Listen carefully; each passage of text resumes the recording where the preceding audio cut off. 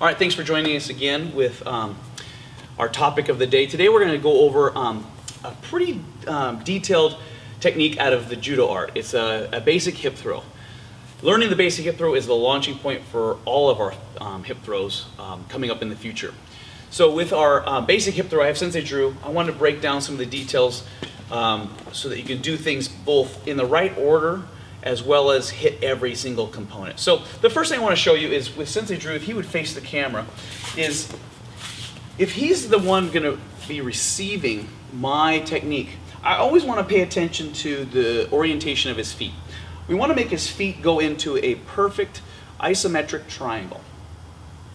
So we want equal lengths from here to here, and then we want to make a third point forwards. His forward direction is going to make the third point. And if we draw a triangle from this point of his foot to this point, and then we find the perfect balance, the third point is going to be somewhere in this vicinity.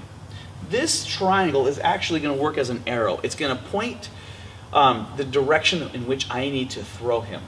So I want to be paying attention to his feet as I'm loading and applying the throw. Now, if I'm up in the middle of applying my throw and this foot moves, the arrow has changed from being straight ahead to now this direction. Go ahead and step back. So now, if I'm the thrower, and I do a side entry so you can see. So I've got his arm or a sleeve.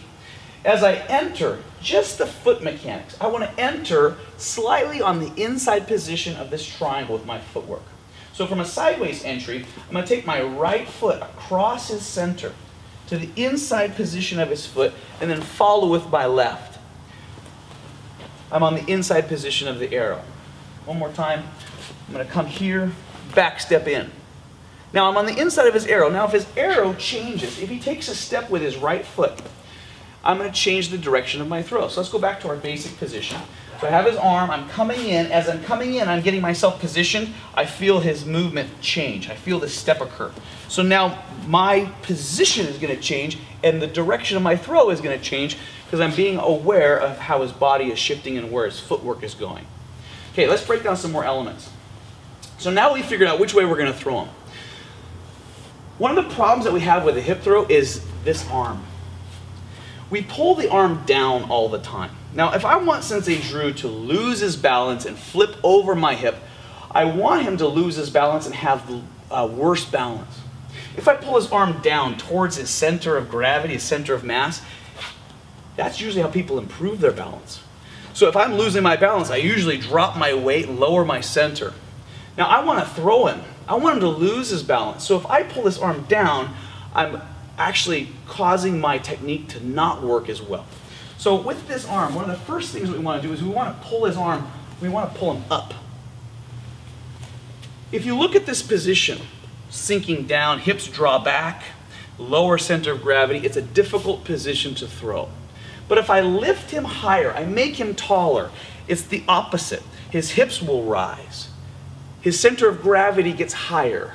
If he's on his tippy toes, his balance is even worse and it's easier to apply a throw. Let's switch back a little bit.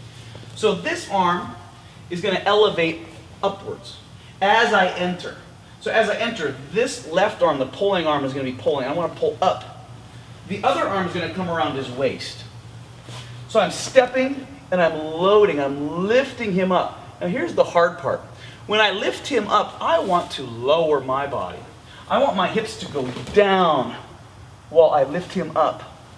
Then from this position, this base position, I want to push my hip across his hip and try to erase his belt or his hip from the forward direction in which I'm throwing. So it's helpful to be on the inside of this arrow. I can push my hip quite a bit with my feet close together. The wider my stance gets, the harder it is to adjust my hip over to the side to block his. So we actually want a narrower stance to be able to cock my hip over. So now we've got this lift, we've got the step into the arrow, we've got the hip across, we've got this lifting occurring. Now the final step, once I'm in this posture, the lock needs to occur. So you can notice my legs are spring-loaded. On my entry, they're spring-loaded. That needs to occur before the lock. Now the lock. Back arm, front arm, pull tight. All this space between us needs to disappear. His upper body's on me, his hips are on me. I'm pulling him to me. I'm pulling him onto my spring-loaded position. One of the common mistakes we see, well, here's the first mistake we see. We see people pulling this arm down. This is the wrong direction. And they're wondering why this person's hard to throw. You pulled them down, that's a big element. So I want to pull the arm up. Another element is they don't spring and they lock and then they spring and they get difficulty there. They're getting all the elements, they're just not putting them in the right order. So I'm going to lift, I'm going to enter, spring, pull, block his hip, lock him, then springs. The legs straighten. The throw happens over the hip.